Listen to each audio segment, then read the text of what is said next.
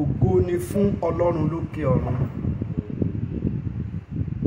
Á dá wọn padà sọ́dọ̀ rẹ̀. Á dá wọn padà sọ́dọ̀ rẹ̀. Gbogbo ògo ìyìn tọ́lá. Á dá wọn padà sọ́dọ̀ rẹ̀ o Bàbá. A dá ògo àti ọlá padà fún Ọlọ́run. We return all glory and honor back to God. Ọlọ́run tó dẹ̀mí àti ìwọ sí. The Lord that kept you and I.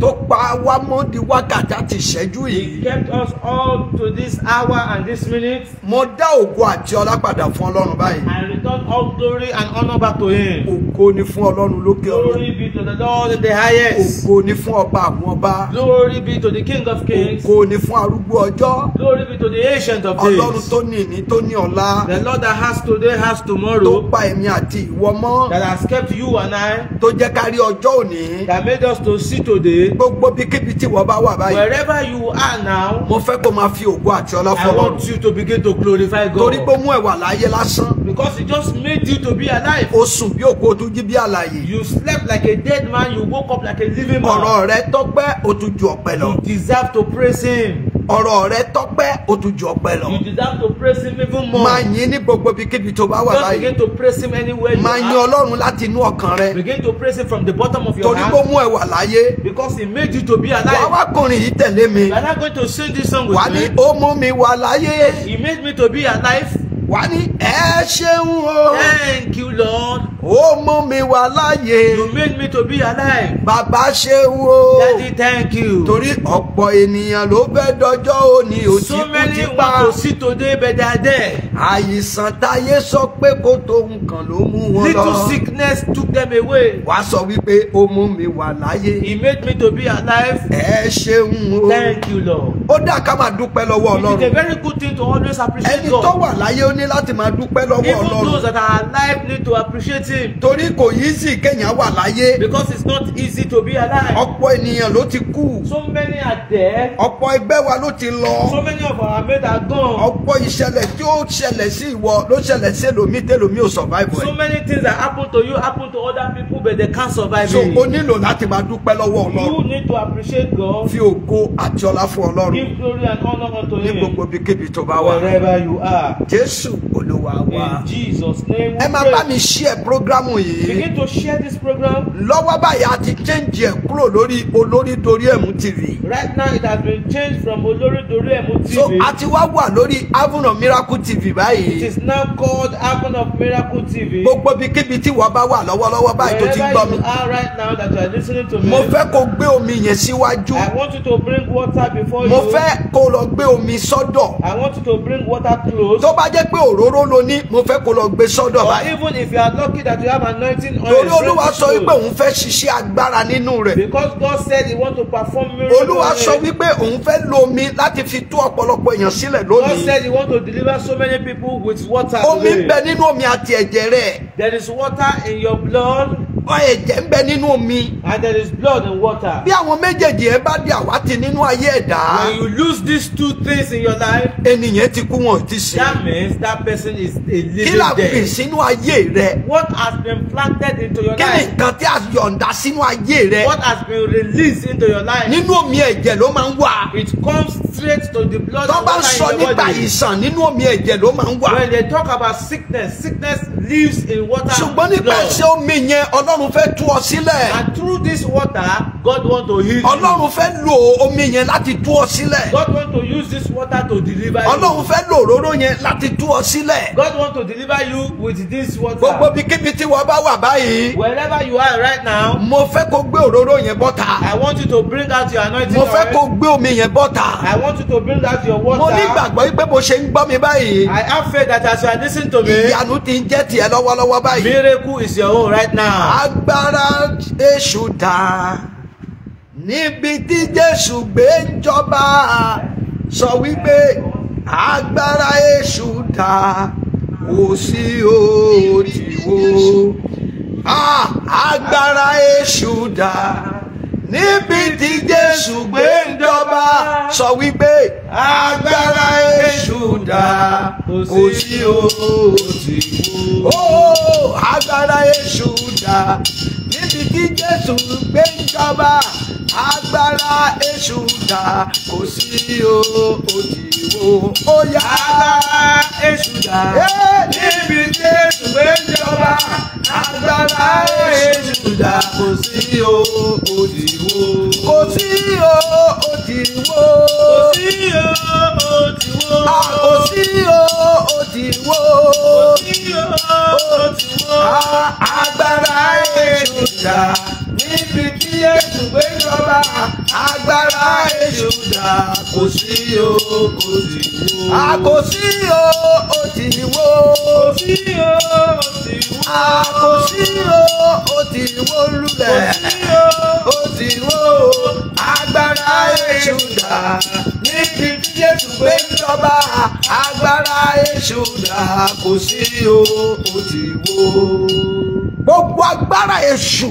Every power belonging to the Gbogbo devil. agbára òkùnkùn. Every darkness power. Gbogbo májẹ̀mú ibi. Every evil covenant. Tó lè fẹ́ máa jọba lórí ayé rẹ. That might be reigning over your life. Tó lè tàbí tó ti ń jọba nínú omi àti Or ẹ̀jẹ̀ even rẹ. already reigning in your blood Mo and water. pàṣẹ ní wákàtí àti ìṣẹ́jú I yìí. decree at this hour. Lórúkọ Jésù ó yẹ ẹ máa In the parẹ́. name of Jesus, disappear. Ó yẹ ẹ máá parẹ́. Disappear. Ó yẹ ẹ máa parẹ́. Oh yeah, disappear. Gbogbo májẹ̀mú ibi nínú omi àti ẹ̀jẹ̀ rẹ. Every evil covenant in your body. Gbogbo agbára àti májẹ̀mú tí a ò fìwé pè. Every power that is not invited. Èyí tí a ti jọba tó jọba sínú ayé That rẹ. is already reigning in your Mo life. pàṣẹ gẹ́gẹ́ bí ọmọ I aláṣẹ. decree as a child of Mo authority. wí jáde gẹ́gẹ́ bí ọmọ I aláṣẹ. say it out as a child of Omi authority. àti ẹ̀jẹ̀ rẹ kó gba Your ìtúsílẹ̀. blood, your water should be delivered. Nínú májẹ̀mú òkùnkùn táyé rẹ wà. Whichever bondage that you find yourself. Lábẹ́ májẹ̀mú ibi tí omi àti ẹ̀jẹ̀ rẹ Under wà. the evil covenant that your blood and Mo water is. pàṣẹ sínú ayé rẹ. I decree into your life. Lórúkọ Jésù ó yá gba In the ìtúsílẹ̀. name of Jesus, be Gbogbo delivered. ẹ̀yin tẹ́ ń bẹ ní àyíká yìí mo fẹ́ kẹ́ máa wà nínú ẹ̀mí pẹ̀lú Every mi. one of you in the surrounding, I want you to be a spirit. Ọ̀rọ̀ yóò dédé jáde mo fẹ́ ká jọ darapọ̀. This word is not just coming out. Mo fẹ́ ká jọ darapọ̀ báyìí. I want you to join with Ẹ̀yin me. tí ẹ ń wò mí mo fẹ́ kẹ́ bá mi share program You that yẹn are jọ. with me online, begin to share this Mo fi program. Ọlọ́run ọba bẹ̀ yín mo fẹ́ kẹ́ bá mi I share. beg you in the name of God, share. Gbogbo ohun Share. tó ti jọba nínú omi àti ẹ̀jẹ̀ rẹ. Everything that is reigning in your Gbogbo blood ohun and tí a gbìn water. síbẹ̀ gẹ́gẹ́ bí àyíṣàn. Everything planted in your blood and Gẹ́gẹ́ bí water. omi tó gbé dání yẹn. With the water that you are Omi holding. àti ẹ̀jẹ̀ rẹ kó gba ìtúsílẹ̀. Blood and water should be Torí delivered. pé ò ń gbọ́ mi lọ́wọ́lọ́wọ́ báyìí. Because you are hearing me, right? Ó yá gba ìtúsílẹ̀. Be delivered. Ẹ bá mi mú omi kan.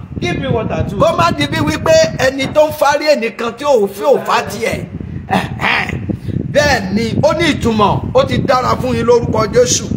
So mo fẹ́ kó ní ìgbàgbọ́ pẹ̀lú mi I want báyìí. you to have faith with me now. Mo fẹ́ kó wà nínú ẹ̀mí pẹ̀lú mi I want báyìí. you to be in spirit with me Gbogbo now. ohun tí a fi pamọ́ sínú omi àti ẹ̀jẹ̀ rẹ. Everything Gbogbo hidden in your blood agbára and tó ń water. ṣiṣẹ́ ibi nínú omi àti ẹ̀jẹ̀ Every rẹ. evil power working concerning your Lórúkọ blood and water. Jésù Kristi. In the name of Ó yá kó máa jáde lọ let bẹ́ẹ̀ them yẹn. come out now. Ó yá kó máa jáde lọ Let bẹ́ẹ̀ them come yẹn. out now. Bó o ṣe ń gbọ́ mi lọ́wọ́lọ́wọ́ As you are báyìí. hearing me now. Gbogbo májẹ̀mú tó ń ṣiṣẹ́ nínú ayé rẹ. Every evil covenant working in your life. Agbára tó ń ṣiṣẹ́ lòdì sínú ayé Every rẹ. evil power working Ọwọ́ tó ń concerning your life. ṣiṣẹ́ lòdì sínú ayé That rẹ. evil hand working Ó concerning yá your ẹ life. máa parẹ́ dànù. Disappear now. Ó yá ẹ máa parẹ́ dànù. Disappear now. Ìwọ tó ń gbọ́ mi You lọ́wọ́lọ́wọ́. that are hearing me now. Gbogbo ohun tó léwu tó lè máa là kọjá. Whatever you might be passing through. Àlàáfíà lè lòmí ń wá.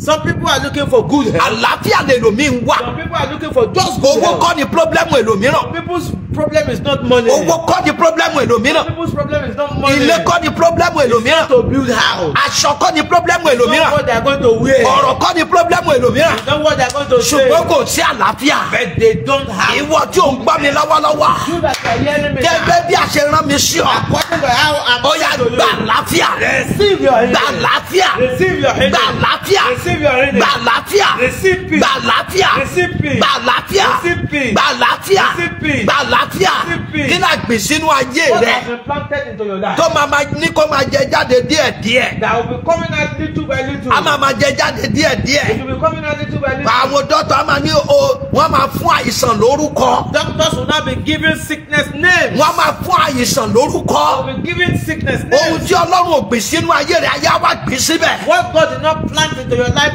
the word will not plant Á it dẹ̀ there. máa dàgbà. and it will be growing. títí dọjọ́ iwájú èèyàn á máa ní àgbàná lórí rẹ̀. In the future, you will not be spending wastefully. bíbélì sọ wípé gbójú àrékérekè sátánì lọ. The Bible says we should be wiser than the devil. torí ọ̀nà kọ́nà ló máa ń gbà láti fi sọyàn di olórí burúkú. Because he followed any way to make you come down. èlòmíì orí àìsàn ló ná gbogbo owó tó ní orí àìsàn ló ná sí. Some people spend wastefully over sicknesses. bẹ́ẹ̀ ni gbogbo owó tó ní orí àìsàn ló ná sí. Everything they gather, everything they earn, they spend it on lóṣooṣù ló sickness. dẹ̀ ń ná. And every month you go to gbogbo hospital. àgọ́ ara rẹ̀. Every part of your body. àgọ́ yẹn àgọ́ ọlọ́run ni. That body is the temple of the ọlọ́run ló ní Lord. omi àti ẹ̀jẹ̀ rẹ̀. God holds your water ó and ta ló blood. wá pọ́n omi àti ẹ̀jẹ̀ yẹn lójú. And the people who are disturbing blood and agbára tó water. pọ́n omi àti ẹ̀jẹ̀ rẹ̀ lójú. That power that is disturbing your blood and lórúkọ water. jésù àníkà ẹ má ṣe In the ìgbéga. name of Jesus, be consumed omi now. àti ẹ̀jẹ̀ yẹn ó yá gba ìtúsílẹ̀. That blood, that water, be ó yá gba delivered. ìtúsílẹ̀. Be delivered now. ọlọ́run ló ní àgọ́ ara rẹ̀. That body is the temple of God. èèyàn kan ló ní. It doesn't belong to man. ta ló wá ń pọ́n omi àti ẹ̀jẹ̀ yẹn Who is lójú. that disturbing you? ta ló wá ní ayé rẹ̀ lára. Who is disturbing your life? ta ló ní ògo rẹ̀ lára. Who is disturbing your glory? ta ló ní ìbùkún rẹ̀ lára. Who is disturbing your blessing? ta ló sọ ayé rẹ̀ di àgbàná. Who is disturbing your life? tí wọ́n bá ń sọ nípa àgbàná. When they talk of wastefulness, gbogbo ọ̀nà ni wọ́n máa ń gbà o. it comes in every way. bẹ́ẹ̀ ni kéèyàn máa nàná dànù lórí God rẹ̀. is spending wastefully. mo ti rírú ẹ̀ dáadáa o. I have seen such tó jẹ́ pé very well. àgbàná ẹlòmíì ọmọ ni. Some people's wastefulness is their children. bẹ́ẹ̀ ni àdèmà nàná dànù lórí You rẹ̀. will just be spending wastefully on bẹ́ẹ̀ ni that ọmọ child. yẹn àdèmà máa síkì burúkú At that time, burúkú. we will just be running from hospital ọkọ to ni hospital. àgbàná ẹlòmíràn. Some people, their own is their husband. ìyàwó ni àgbàná ẹlòmíràn. Their own is their wife. mọ́tò tẹ́lòmíì ló ní àgbàná ẹ̀. Some people, the car that you ride is bẹ́ẹ̀ ni your own. lọ́sọ̀ọ̀sẹ̀ ẹsẹ̀ kan ò bá yọ ẹsẹ̀ kan yọ. Every week, if something did not happen mo to the ti car, rírú ẹ̀ dáadáa ni o. I have seen so many. bẹ́ẹ̀ ni àgbàná ni mọ́tò yẹn jẹ́. Wastefulness is that car. gbogbo tó dàbí àgbàná. Everything that is wasting your ayé money. gbè sínú ayé rẹ. What has planted in your tó ń life. bẹ lọ́wọ́ rẹ tó ń bá ọ That is in gbé. your hand living with you. má jẹ̀mú àgbàná dà. The covenant of ó yá ẹ wastefulness. máa jáde. Oh yeah, leave. ó yá fi ayé yẹn sílẹ̀. Leave that ó life. yá fi ayé yẹn sílẹ̀. Leave that life. ó yá fi ayé yẹn sílẹ̀. Leave that life. ó yá fi ayé yẹn sílẹ̀. Leave that life. ó yá fi ayé yẹn sílẹ̀. Leave that life. àgbàná ó yá jáde. Wastefulness. ó yá jáde. Come on. ó yá jáde. Come on. ó yá jáde. Come on. ó yá jáde. Come on. ó yá jáde. Come on. kí la fi ṣe àgbàná fún ọ. What has been turned to wastefulness in your own bí life? ayé bá tún fẹ́ sọ tó bá fẹ́ fún èèyàn ní àgbàná. If the world want to make things wasteful, a máa ní kéèsì by kéèsì lóṣooṣù. you will be having different types of cases every day. tó bá ti kó owó jọ If you gather money wípé òun fẹ́ fi ṣe nǹkan. that you want to use it for something, bẹ́ẹ̀ ni owó yẹn á tún dàbá ẹ ti lọ that síbòmíràn. money will be diverted to somewhere wọ́n á tún else. ṣe títí owó yẹn á lọ They síbòmí. will do it until you waste the money. ìdí ònérò á dẹ̀ ṣẹlẹ̀. Things that you less expect will á happen. dẹ̀ ná owó yẹn síbẹ̀. You will waste all the money gbogbo there. àgbàná. Every gbogbo wastefulness, ohun tá a fi ṣe àgbàná. everything that has turned to tó ń bẹ nínú wastefulness ayé rẹ. in your life. ó yá jáde. Come out! jáde. Come out! jáde. Come out! jáde. Come out! jáde. Come out! jáde. Come out! jáde. Come out! jáde. Come out! jáde. Come out! jáde. Come out! jáde. Come out! jáde. Come out! jáde. Come out! jáde. Come out! àgbàná. Wait. jáde. Wait a jáde. minute. jáde. jáde. jáde. ó yá jáde. Come out now! kò sí ibi tí wọn ò lè fi sí fẹ́yàn. There is nowhere they cannot place it for kò you. sí ohun tí wọn ò lè fi dojúkọ èèyàn. There is nothing they cannot use to wage kò war sí ohun against tí you. wọn ò lè fi báyé èèyàn There jẹ́. is nothing they cannot use to destroy your ó ní life. ọ̀rọ̀ ọlọ́run fi ní ká gbójú àrékérekè ẹ lọ. That is why the word of God said we should be ó wiser ní than the devil. àrékérekè gan. The devil is so wise. gbogbo àrékérekè sàtánì. Every wisdom of the devil. nínú ayé rẹ lórí iṣẹ́ rẹ. Your life over your lórí work. ìdílé rẹ lórí ọmọ Over lórí your aya. family, over your children, your lórúkọ wife. Jésù. In the name ó yá of Jesus. jáde jáde jáde Come out. jáde Come out. jáde Come out. jáde Come out. jáde Come out. jáde Come out. jáde Come jáde out. jáde Come jáde out. jáde. kàlẹ́ máa ṣàtàlẹ́bà ìwọ kan tó ń gbọ́ mi lọ́wọ́lọ́wọ́. You heart that you are hearing me mo now. gbàdúrà ìtúsílẹ̀ fún ọ báyìí. I pray for deliverance for you. ìwọ tó bá programu yìí pàdé mo máa kí ẹ kú You that you oríire. come across this program, I congratulate mo you. kí ẹ kú oríire ní báyìí o. I congratulate you now. You ìwọ tó ń gbọ́ mi lọ́wọ́lọ́wọ́ that báyìí. you are hearing me now. a ní kí n sọ̀rọ̀ ìtúsílẹ̀ sínú ayé I rẹ. want to speak deliverance mo for you. bá àṣẹ gẹ́gẹ́ bí a ṣe fi rán mi I báyìí. decree ó yá àgọ́ tó ń gbọ́ mi lọ́wọ́lọ́wọ́ báyìí. that body that is hearing ó me yá now. gba ìtúsílẹ̀. ìtúsílẹ̀. Be delivered. Gba ìtúsílẹ̀. Be delivered. Gba ìtúsílẹ̀. Be delivered. Gba ìtúsílẹ̀. Be delivered. Gba ìtúsílẹ̀. Be delivered. Gba ìtúsílẹ̀. Be delivered. Gba ìtúsílẹ̀. Be delivered. Gba ìtúsílẹ̀. Be delivered. Gba ìtúsílẹ̀. Be delivered. Gba ìtúsílẹ̀. Be delivered. Kí la fi ṣe àgbàná fún ọ? What is that thing that has turned to wastefulness in your life? Nígbà tí o ti calculate pé owó yìí o. See, when you calculated a particular amount, Owó yìí nǹkan báyìí ni mo fẹ́ fi ṣe. you have a particular amount of money. I O want to ti use tó it owó for yẹn jọ something. bóyá o fẹ́ fi ra lẹ̀. You have gathered it. Maybe you want to buy a Tàbí o plot fẹ́ of fi ṣe land. foundation Or ilé you rẹ. want to go and lay the foundation of Tàbí your o fẹ́ house. fi rúfu ilé Or rẹ. you want to even use it to roof your Tàbí o fẹ́ house. fi travel out. Or you want to even use it to travel. Ṣàdédé nìkan tí ò nérò á dẹ̀ ṣẹlẹ̀. Suddenly something that you let's expect just Gbogbo happen. ọ̀nà tí Sátánì gbà fi ń jà ọ́ lólè. Every way that the devil is using to steal from Ó you. yá ọ̀nà yẹn dípa. That way is blocked now. Ọ̀nà yẹn dípa. That way is blocked now. Ọ̀nà yẹn dípa. That way is blocked now. Gbogbo ohun tí a fi ṣàgbàná fún ọ. Everything that is used for wastefulness Gbogbo for ohun tí a you. ń lò gẹ́gẹ́ bí irinṣẹ́. Everything that is used as tool Tàbí ṣàgbàná fún ọ. for wastefulness for you. Ó yá bíabíabíabíabíabíabíabíà. Gba ìtúsílẹ̀. Gba ìtúsílẹ̀. Gba ìtúsílẹ̀. Gba ìtúsílẹ̀. Gba ìtúsílẹ̀. Gba ìtúsílẹ̀. Gba ìtúsílẹ̀. Gba ìtúsílẹ̀. Gba ìtúsílẹ̀. Gba ìtúsílẹ̀. Gba ìtúsílẹ̀. Gba ìtúsílẹ̀. Gbọ́ àwa ní Avenue of Miracle TV báyìí. We are on Avenue of Miracle TV Ó right ti now. di dandan kó máa rí ìyanu bẹ́ẹ̀ yẹn. It's a must that you see miracle. Àwọn èèyàn máa ń pè mí dáadáa. People call me very well Nínú prógrámù tí a máa ń ṣe ní ọ̀sẹ̀ọ̀sẹ̀ on yìí. this weekly program. Àwọn èèyàn máa ń pè mí People dáadáa. are calling me. Mo fẹ́ kó bá mi share prógrámù I yìí. want you to share this Mo program. fẹ́ kó polongo Jésù nínú I ayé want mi. you to propagate Jesus in my Jẹ́ kí life. ẹlòmíràn tó gba prógrámù yẹn Let gbọ́. other people too hear this Kò dìgbà program. tí mo bá kú tẹ́kẹ̀ tó máa pọ̀ sí mi. Not until I die, you now begin to Kò send dìgbà it. tí nǹkan burúkú máa bá bẹ̀rẹ̀ sí ní hùwà burúkú kẹ́ tó máa pọ̀ sí. Not until I do begin to do evil now. you now Polongo begin to Ọlọ́run nínú ayé mi báyìí. propagate God in my Mo life now. gbàdúrà fún ìwọ tó ń gbọ́ mi. I pray for you that I hear me. Olúwa ní sọ fún ẹnìkan wípé God said I should tell one person nínú ìgbèkùn táyé rẹ wà. that in the bondage that your life is, Ìgbèkùn táyé ayé rẹ wà. the bondage that your life is now, Ìgbèkùn tí ògo rẹ wà. the bondage that your glory Bóyá is now. jáde Come jáde out, jáde come out, jáde come out, jáde lábẹ́ ìgbèkùn jáde That bondage, jáde come out. jáde That bondage, jáde come out. jáde jáde jáde jáde jáde jáde jáde. Come out from there. Ọ̀pọ̀lọpọ̀ ayé èlòmíràn ọ̀pọ̀lọpọ̀ ẹ̀dá ni ayé rẹ̀ ń bẹ nínú ìgbèkùn. So many men, their lives are under bondage. Yes, ayé ọ̀pọ̀lọpọ̀ èèyàn ló ń bẹ nínú ìgbèkùn. So many people's lives are under bondage Táyé kọ̀ǹtúrò ẹ̀. that the world are controlling Ọkọ it. ẹ̀mí èlòmíì ó ti fi ayé ìyàwó ẹ̀ sínú ìgbèkùn. Some husbands are putting their wife's life in bondage. Bàbá èlòmíì ti fi ọmọ ẹ̀ sínú ìgbèkùn. Some fathers have placed their children in bondage. Ìyàwó èlòmíì ti fi ọkọ ẹ̀ sínú ìgbèkùn. Some wives have placed other husbands in Gbogbo bondage. ìgbèkùn burúkú ta fi ayé rẹ̀ sí. Whichever evil bondage your life Tí o bá lè rí àmì ṣe lọ́wọ́lọ́wọ́ is, if báyìí. only you can begin to Gbogbo shout ìgbèkùn amen. táyé rẹ̀ wà yẹn.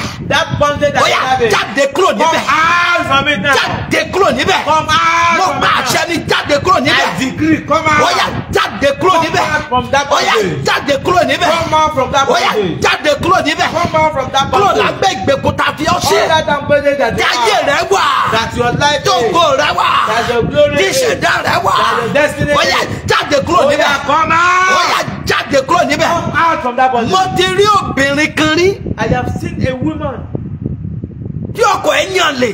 that her husband is promiscuous. Ó dẹ̀ sọ ọjọ́ tí ọkọ ẹ̀ dẹ̀ bá arábìnrin yẹn sùn.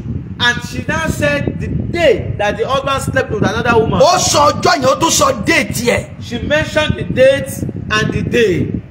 Ó tún sọ wákàtí She told the husband the hour tí ọkọ ẹ̀ tún bẹ́ẹ̀ lòmíì sùn. that the man went to another woman. Ó ní òun kàn ń wo oníran ni. I am just looking at you. Ìwọ tí ò tí mọ ibi tí o wà. You that you don't know where you Gbogbo are. gbèkùn kí gbèkùn táyé fi ọ́ sí. The bondage that the world has placed you. Mo sọ̀rọ̀ yẹn lá òwe ni mo fi pa fún wa o. This is I use this as an Tó bá jẹ́ pé illustration. ìwọ ni ọ̀rọ̀ yìí ń bá wí. If this Oh, is your matter, mo fẹ́ kó gbàdúrà yẹn I dáadáa. want you to render this prayer Mo very fẹ́ kó well. ṣàmì I dáadáa. want you to type amen. Mo fẹ́ kó ṣàmì I dáadáa. want you to begin to shout Gbogbo amen. ìgbèkùn táyé rẹ wà. Any bondage that your life Tí ògo rẹ wà. that your glory Tí is, ìṣẹ̀dá rẹ wà. that your destiny Ó yá, is. jáde. Come out. Jáde. Come out. Jáde. Come out. Jáde. Come out. Jáde. Come out. Jáde. Come out. Jáde. Come out. Jáde. Come out. Jáde. Come out. Jáde. Come out. Jáde. Come out. Jáde. Come come on, jáde, come on, jáde, come on, jáde, come on, jáde, come on, jáde, come on, jáde, come on, jáde, come on, jáde, come on, lábẹ́ ìgbèkùn, jáde, jáde, come on, jáde, come on, jáde, come on, jáde, come on. Àlàáfíà ẹlòmíràn.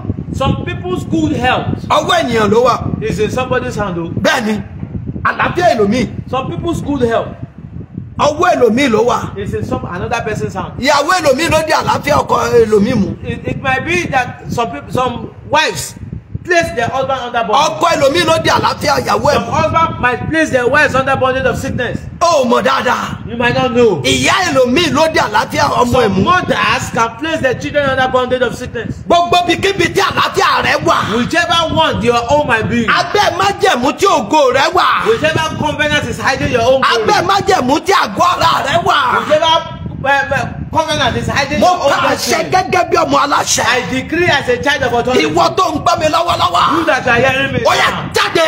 Come out. Jáde. Come out. Jáde. Come out. Jáde. Come out. Jáde. Come out. Jáde. Come out. Jáde. Come out. Jáde. Come out. Jáde. Come out. Jáde. Come out. Jáde. Come out. Jáde. Come out. Jáde. Come out. Jáde. Come out. Jáde. Come out. Jáde. Come out. Jáde. Come out. Jáde. Come out. Nítorí náà o gbọ́dọ̀ gbọmọ ẹni tó yẹ kó bá rìn. Because of that, you need to know who you are supposed to journey Ká with. tó bá ní ní ìrìn àjò. Before you journey with anybody, Ó yẹ ká mọ ẹni tí à ń bá lọ. you need to know who you are going with. Torí pé àgbàní wà nílé. Because a killer is at home. Àṣẹ ní bẹ́ẹ̀ lóde. The person that is going to do you is outside. Ẹ wo ẹni bá rìn o. What the people you journey with? Ayé ṣòro. The world is the world. Ìwọ ni kò mọ ẹni tó yẹ kó bá rìn. You need to know who you are journeying with. Tí o bá ti mọ ẹni tó yẹ kó bá rìn. If you don't know who to journey with, Ayé rẹ̀ á wá wà lójú kan. your life will not be stagnant. Torí ẹni títì ẹ ti bàjẹ́. Because somebody that his own has been Kò destroyed ní fẹ́ kí títì ẹ ó dà. will never plan for your own to be good. Bẹ́ẹ̀ni tẹni tó wà lójú kan. Somebody that is already stagnant Tí wọ́n bá ń bá rìn. and you are journeying with that Ó máa person. fẹ́ kẹjọ wà lójú kan. The person will want you to be together in a Ẹni place. tó ń ṣe rádaràda. Somebody that is just useless. Tí ilé ò tòrò. The home is not settled. Táyé ò tòrò. The life is not settled. Ó máa fẹ́ kí ìwọ náà kẹjọ wà bẹ́ẹ̀. We always want you to be the same. Ó ti dá fún ọ. It is well with you. Àná ó pè mí ò dúró. Okay, ó ti dá. It is well. All right. Ó ti dá fún ọ. It is well with you. So irú ènìyàn bẹ́ẹ̀. Such a person, Ó máa wẹ̀yàn kúnra ni you o. will be looking for somebody to journey with. Ẹni tí ilé ò tòrò. Somebody that his home is not settled. Bí wọ́n bá ń bá sọ̀rọ̀ ẹ̀. And you are talking, you are telling him about your Ó own máa home. bà ayé rẹ jẹ́ You will ni. be destroying your own home. Agbára tó kọ̀ntró ayé rẹ. The power that is controlling your life. Májẹ̀mú tó ń darí ayé rẹ síbi tó Power that dáa. is directing your life to something Ó lọ́wọ́lọ́wọ́ báyìí. right now. Ìwọ tó ń gbọ́ mẹ́. You that are hearing, Ó yá o bọ́ lọ́wọ́ rẹ̀. you are delivered from O it. bọ́ lọ́wọ́ You rẹ̀. are delivered from O it. bọ́ lọ́wọ́ You are rẹ̀. delivered now. O bọ́ lọ́wọ́ You are rẹ̀. delivered now. O bọ́ lọ́wọ́ You are rẹ̀. delivered now. O bọ́ lọ́wọ́ You are rẹ̀. delivered now. O bọ́ lọ́wọ́ You are rẹ̀. delivered now. O bọ́ lọ́wọ́ You are rẹ̀. delivered now. O bọ́ lọ́wọ́ rẹ̀. You are delivered now. O bọ́ lọ́wọ́ rẹ̀. You are delivered now. O bọ́ lọ́wọ́ rẹ̀. You are delivered now. O bọ́ lọ́wọ́ rẹ̀. You are delivered now. O bọ́ lọ́wọ́ You are rẹ̀. delivered now. Ẹlòmíì ló ń kọ̀ntró ayé ẹlòmíì. It's other people that are controlling other people's life. Yes. Ẹlòmíì ló ń kọ̀ntró ayé ẹlòmíì. People are controlling some people's life. Ọ̀rẹ́ ẹlòmíì ló ń kọ̀ntró ayé ẹ̀. Some people is their friend that is controlling their Ìyá life. ẹlòmíì ló ń kọ̀ntró ayé ọmọ Some ẹ̀. people is their mother that is controlling the life of the child. Ìgbéyàwó tí family bá ti ń control kì í tòrò. The marriage that you allow family to set in and start controlling it will never be settled. Bẹ́ẹ̀ ni kì í kòrò kì í tòrò. Will never be settled. Tó bá jẹ́ pé ìgbéyàwó tí ìyàwó wa ń control ọmọ ẹ̀. If it's a marriage that the mother-in-law is now controlling the husband, Ìgbéyàwó yẹn ò lè nójútùú. that marriage can never be settled. Torí ohun tí wọ́n bá sọ fún ló máa gbọ́ kò ní gbọ́ tiẹ̀ ọkọ mọ́. Because it's whatever they tell their daughter is what she's going to listen to. She will not obey the husband. Bẹ́ẹ̀ náà ni ọkùnrin náà. Same applicable to man too. Ìwọ́dẹ̀ máa wò wípé wọ́n fẹ́ dáadáa fún ọ. You will not be thinking that they want goodness for you. Gbogbo agbára tó control ayé rẹ̀. Every power controlling your life. Májẹ̀mú tó ń darí ayé rẹ̀ bó ṣe wù. Every covenant directing your life. Ẹni tó sọ wípé òun ní kọ́kọ́rọ́ rẹ lọ́wọ́. That person that is saying I have his key. Wípé òun lè control ẹ bó ṣe wù I ú. can control him anyhow. Tí o bá gbọ́ mi dáadáa. If you hear me now. Ó yá gba ìtúsílẹ̀. Be delivered. Gba ìtúsílẹ̀. Be delivered. Gba ìtúsílẹ̀. Be delivered. Gba ìtúsílẹ̀. Be delivered. Gba ìtúsílẹ̀. Be delivered. Gba ìtúsílẹ̀. Be delivered. Gba ìtúsílẹ̀. Be delivered. Gba ìtúsílẹ̀. Be delivered. Gba ìtúsílẹ̀. Be delivered. Gba ìtúsílẹ̀. Be delivered. Gba ìtúsílẹ̀. Be delivered. Gba ìtúsílẹ̀. Be delivered. Gba ìtúsílẹ̀. Be delivered. Gba ìtúsílẹ̀. Be delivered. Àìdè mi ti já, mo gbọ́ lọ́wọ́ wọn. Gbogbo ìdí ayé ta fi dì ọ́. Every bondage that your life has been tied. Ẹlòmíì, ohun tí mo sọ yẹn really ló ṣe rí. Some people, what I just said now is happening in their life. Ó tọrọ mo sọ fún wa. I am telling you the truth. Ìrírí lèmi fi máa ń sọ̀rọ̀. I am telling you what happened and Àti ohun tí ẹ̀mí mímọ́ bá darí mi and sí. whatever the Holy Spirit told me. Ẹlòmíì kọ́ fúnra rẹ̀ kọ́ ló ń kọ̀ǹtró rẹ̀. Some people, they are not the one controlling themselves. Ìyàwó ẹlòmíì ló ń kọ̀ǹtró ọkọ ẹ̀. Some people, is their wife that is controlling them. Ọkọ ẹlòmíì ló ń kọ̀ǹtró ìyàwó ẹ̀ síbi tó bá wù. Some, the husband control the wife wherever they want. Èmi mo ti rí ọkọ tó sọ fún ìyàwó Me, I have seen the husband that told the wife wípé òun ò gbàdúrà kó ní ilẹ̀ ká tún sọ wípé ó fẹ́ kọ́lé. that he never prayed that the wife will have a land, talk less of building a house. Bẹ́ẹ̀ni ìyàwó sọ bẹ́ẹ̀ fún mi. The wife told me. Mo lẹ́nu mi ò lè sọ̀rọ̀. I just opened my mouth and Mo ní wàá kọ́lé wàá dẹ̀ ralẹ̀. I said you will build a house, you will buy Mo ní land. lọ́dún yìí wàá lo mọ́tò. I said this year you will ride car. Òun dẹ̀ ń fẹ́ dáadáa fún ọkọ. And she is planning good for the husband. Ọkọ dẹ̀ ti nílé ó ti kọ́lé ó tún ra lé. The husband already have a land, bought Gbogbo buy house. ẹnikẹ́ni tó ń kọ̀ǹtró ayé rẹ̀ tó ń darí ayé rẹ̀ síbi tó wù ú. Everybody directing your life to where pleases them. Irinṣẹ́ ta fi ń kọ̀ǹtró ayé rẹ̀. That tool they use to control your Ó life. yá lọ́wọ́lọ́wọ́ ó yá máa bàjẹ́. Right now be destroyed. Máa bàjẹ́. Be destroyed. Ẹ máa bàjẹ́. Be destroyed. Ó yá ẹ máa bàjẹ́. Be destroyed. Ó yá ẹ máa bàjẹ́. Be destroyed. Ó yá ẹ máa bàjẹ́. Be destroyed. Ó yá ẹ máa bàjẹ́. Be destroyed. Ó yá ẹ máa bàjẹ́. Be destroyed. Ó yá ẹ máa bàjẹ́. Be destroyed. Ó yá ẹ máa Be bàjẹ́. destroyed. Kò sí ohun tí wọ́n lè lò láti fi kọ̀ǹtró ayé There is èèyàn. nothing they cannot use to control your life. Kò sí. Nothing. Kò sí irinṣẹ́ tí wọ́n lè lò. There is no tool that they cannot use. Kò dẹ̀ wá sí ẹni tí wọ́n lè lò. And there is nobody that they cannot use. Ìwọ ni kò kún fún ẹ̀mí mímọ́ báyìí. It's you that you need to be Bí filled o with the dẹ̀ Holy ṣe ń Spirit. gbọ́ mi lọ́wọ́lọ́wọ́ báyìí. Hearing me now. Gbogbo irinṣẹ́ tá a ti ń lò. Every tool you Tá a fi ń darí ayé rẹ̀ síbi tó to wù. direct your life, Tá a fi ń ba ayé rẹ̀ jẹ́. to destroy your life, Táyé rẹ̀ ò fi tòrò. that your life is not Ẹ set. ò lórúkọ Jésù. In the name Ó yá ẹ máa bàjẹ́ báyìí. Oh yeah, be Ó destroyed. yá ẹ máa bàjẹ́ báyìí. Destroy now. Gbogbo irinṣẹ́ tá a lò yẹn máa bàjẹ́. Every tool that I using be destroyed. Ó yá ẹ máa bàjẹ́. Be destroyed. Ẹ máa bàjẹ́. Be destroyed. Ẹ máa bàjẹ́. Be destroyed. Máa bàjẹ́. Be destroyed. Máa bàjẹ́. Be destroyed. Máa bàjẹ́. Be destroyed. Máa bàjẹ́. Be destroyed. Ẹ máa bàjẹ́. Be destroyed. Ẹ máa bàjẹ́. Be destroyed. Ẹ máa bàjẹ́. Be destroyed. Ẹ máa jóná. Be destroyed. Ó yá ẹ máa jóná. Be consumed. Ó yá ẹ máa jóná. Be consumed. Irinṣẹ́ yẹn jóná. Ó yá ẹ máa jóná. Be consumed. Ó yá ẹ máa jóná. Consume now.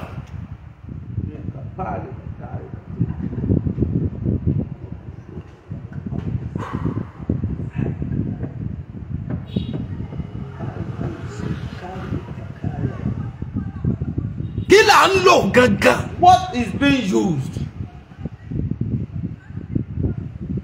Irinṣẹ́ wo là ń lò? What tools is being used? Agbára wo là ń lò? What power is being used? Májẹ̀mú wo ló ń ṣiṣẹ́ lórí ayé rẹ What covenant is working over your life tó o fi ní àkójọ? that you don't gather things?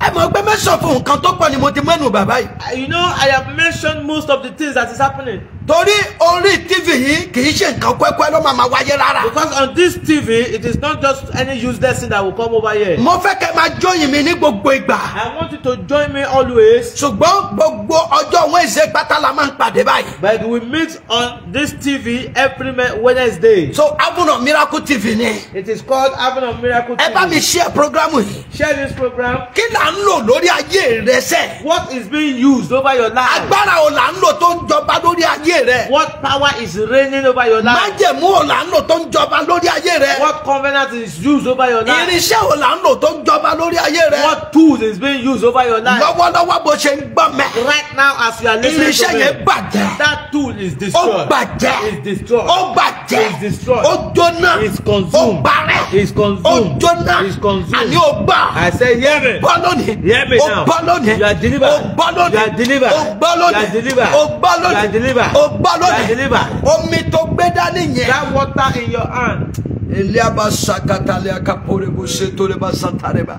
Bí iná bá ń jó. If what fire is burning. Tó bá rí omi ó máa parẹ́. And if he sees water, it's come down. Ẹ wá mọ̀ wípé omi ò náwó kò nẹ́sẹ̀ ó lè gbé yàn lọ. And you know water don't have hand, it doesn't have leg, but it carry people away. Omi ò náwó kò nẹ́sẹ̀ ó ń wó ilé. Water doesn't have leg, it doesn't have anything, but it breaks down houses. Ìwọ omi tó gbé dání. This water that you are holding, Omi tó gbé dání. this water that I'm holding, Ó yá gbàgbára ìtúsílẹ̀. receive power of deliverance. Gbàgbára ìtúsílẹ̀. Receive power of deliverance. Gbàgbára ìtúsílẹ̀. Receive power of deliverance. Gbàgbára ìtúsílẹ̀. Receive power of Omi deliverance. yẹn kó gbàgbára. Let this water Gbàgbára. receive power. Gbàgbára. This water Gbàgbára. receive power. Gbàgbára. Receive power. Gbàgbára. Receive Gbàgbára. power. Gbàgbára. Power. Omi yẹn What? gbàgbára. Water. Gbàgbára. Receive Gbàgbára. power. Receive Gbàgbára. power. Gbàgbára. Receive power. Gbàgbára. Receive power. Gbàgbára. Receive Gbà power. ìtúsílẹ̀. Be delivered. Kàlíàbà sátárẹ̀bà. Rima A fẹ́ tú àwọn kan sílẹ̀ ni o. Some people want to be delivered now. A fẹ́ tú àwọn kan sílẹ̀ ni o. Some people want to be delivered now. O fẹ́ gba ìtúsílẹ̀ ni You o. want to be delivered now. Àwọn kan yẹn lọ́wọ́lọ́wọ́ fẹ́ gba Your ìtúsílẹ̀. heart want to be delivered now.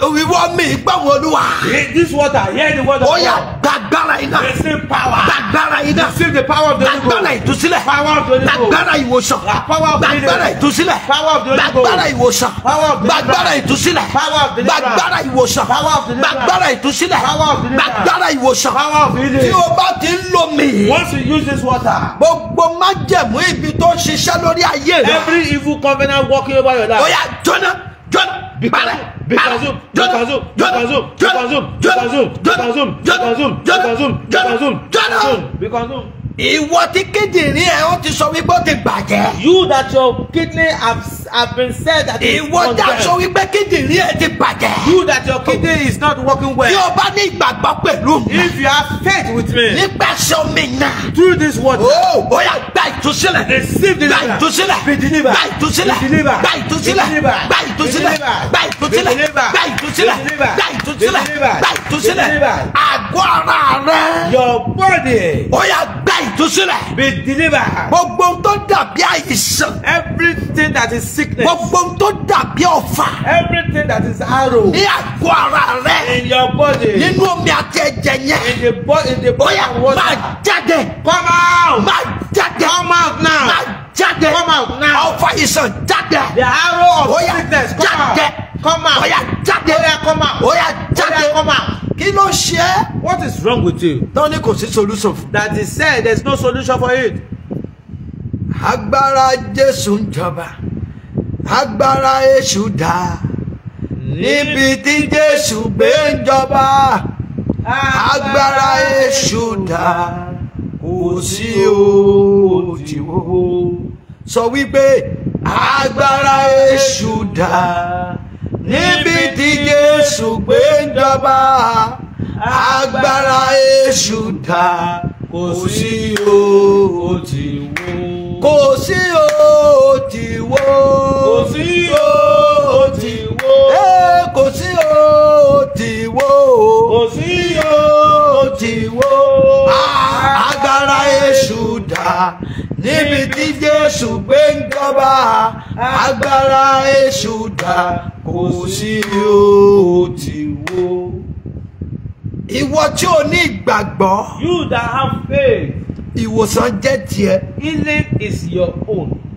Ìwòsàn jẹ́ tiẹ̀. Healing has come to you. Àgọ́ ara yẹn kó gba ìtúsílẹ̀. That temple receive healing. Mo gbàdúrà mo pa àṣẹ sínú omi I àti ẹ̀jẹ̀ rẹ. command, I decree into your blood and your water. Omi àti ẹ̀jẹ̀ yẹn kó gba ìtúsílẹ̀. That blood, that water receive deliverance. Agbára tó ń ṣiṣẹ́ lòdì sí ayé rẹ kó parẹ́. That power working contrary in your life Mo disappear. nawọ́ Jésù sínú ayé rẹ I báyìí. stretch the hand of Jesus into your life. Lọ́wọ́lọ́wọ́ gba ìtúsílẹ̀. Right now, be delivered. Lọ́wọ́lọ́wọ́ gba ìwòsàn. Right now, be healed. A tú ọ sílẹ̀ ní orúkọ ti bàbá. You have been delivered in the name of the Father A tú ọ sílẹ̀ ní orúkọ ti ọmọ. and of the Son. Gbogbo ohun tó ń bẹ nínú ayé rẹ. Everything in your life A tú ọ sílẹ̀ ní orúkọ ti has ẹ̀mí been mímọ́. delivered by Ó the yá name of the Holy gba Spirit. ìtúsílẹ̀. Ó yá, be delivered. Gba ìwòsàn. Receive healing. Omi yẹn gba ìtúsílẹ̀. That water receive Gba deliverance. ìwòsàn. Receive healing. Ìwòsàn jẹ́ tiẹ̀. Healing is your O own. tún ní síkì You mọ́. will never fall sick again. Ayé rẹ lójútùú láti Your sílẹ̀. life is settled now. Gbogbo ohun tó dàbí àgbàná. Everything that is wastefulness Ta fi sínú ayé rẹ. that is in your life life. Lọ́wọ́lọ́wọ́ nípasẹ̀ omi yẹn. Right now through this water. Ó yá kó jáde. Oh yeah, come out. Àgbàná kó jáde. Wastefulness, come out. Ó yá jáde. Come out. Àgbàná ó yá jáde. Wastefulness, come out. Masataliaka humo setaliaka boreba. Gbogbo tí a pè ní àgbàná tí a fi ta ọlọ́rẹ lóṣooṣù. Everything that is wastefulness that is Tó given ń unto ṣiṣẹ́ them. bí ẹni tí ò ṣiṣẹ́. You are working as if you are not working. Tó ń làkàkà bí ẹni tí ò làkàkà. You struggle and nothing to show for you. Ọ̀nà tó sílẹ̀ fún ọ. That way that they have opened for Tí you. òkùnkùn fi ń jẹ ọ níyà. That the darkness are tormenting you. Lórúkọ In Jésù. the name of Àdí Jesus. ọ̀nà yẹn pa That báyìí. way has been blocked now. Àdí ọ̀nà yẹn pa That báyìí. way is blocked now. Àdí ọ̀nà yẹn pa That báyìí. way is blocked now. Torí pé ò ń gbọ́ mi lọ́wọ́lọ́wọ́. Because you are listening to me now. Májẹ̀mú burúkú ó parẹ́ lórí That rẹ̀. evil covenant is destroyed over your life. Májẹ̀mú ibi májẹ̀mú àìsàn parẹ́ lórí That rẹ̀. evil covenant of sickness is destroyed. Ó dìde lónìí. You are risen now. Ó ti rí bẹ́ẹ̀. It is so. Ó ti ṣẹ bẹ́ẹ̀. It is so. Ìyanu ti ṣẹlẹ̀. Miracle has happened. In Jesus' name. In Jesus' name we pray. Orúkọ mi náà kò yí padà o. My name has not changed. Prophet Olórídorí Ẹ̀mú Prophet Olórídorí Ẹ̀mú. kò yí padà rárá. It has not changed at all. So yóò dá fún wa. It is well with you. So àti change orúkọ TV The yìí TV's name has been changed sí Heaven of Miracle TV. to Heaven of Miracle TV. Torí Olórídorí Ẹ̀mú yẹn That Olórídorí Ẹ̀mú TV. ọ̀pọ̀ ènìyàn ò mọ spẹ́ẹ̀lì ẹ̀ dáadáa. Some of us cannot spell it So properly. wọ́n ń pè mí lórí ẹ̀ láti máa complain. There were a lot of complaints on the name, Títí dórí YouTube. or even on YouTube. Ẹ jọ̀ọ́ ẹ bá mi lọ sórí YouTube yẹn. Please let's go to YouTube too. Ẹ bá mi share bẹ́ẹ̀. Go and share it Ẹ there. follow mi níbẹ̀ náà. Follow me there too. Àdúrà ló ń gba agbára kọ́. We only pray here, and it's only prayer that answered not by power. Ìyanu dẹ̀ ti ṣẹlẹ̀ náà. A miracle has happened in your life. Ìyanu ti ṣẹlẹ̀ o. Miracle has happened Ẹ in máa your bá mi life. share program yìí kẹ́ máa Continue comment. sharing, continue to comment. So yóò dá fún yín. Drop your prayer point. If you have prayer point, drop it there. So prayer point tó bá need o lè drop well. If you have any prayer point, drop it there. We'll be Kàbí praying along with you. kò pè mí lórí 080 Or you call me on this number 080 628 628 17 17 456. 456. Ó ti dára fún It yín. is well with you. Lẹ́ẹ̀kan sí 080 Once again, 080 628 628 17 17 456. 456. So ẹ mọ mi yẹn Drink that water pẹ̀lú ìgbàgbọ́. with faith, Má dẹ̀ ráàánú gbà. and you receive mercy. Má dẹ̀ rọ́wọ́ Ọlọ́run. You will see the hand of God, Bẹ́ẹ̀ ni Ọlọ́run dẹ̀ ní fi ẹ́ lẹ̀. and the Lord will not abandon you. Ó ti rí bẹ́ẹ̀ o. It is so. Jésù Olúwa wa. In Jesus' name we pray. Today It's your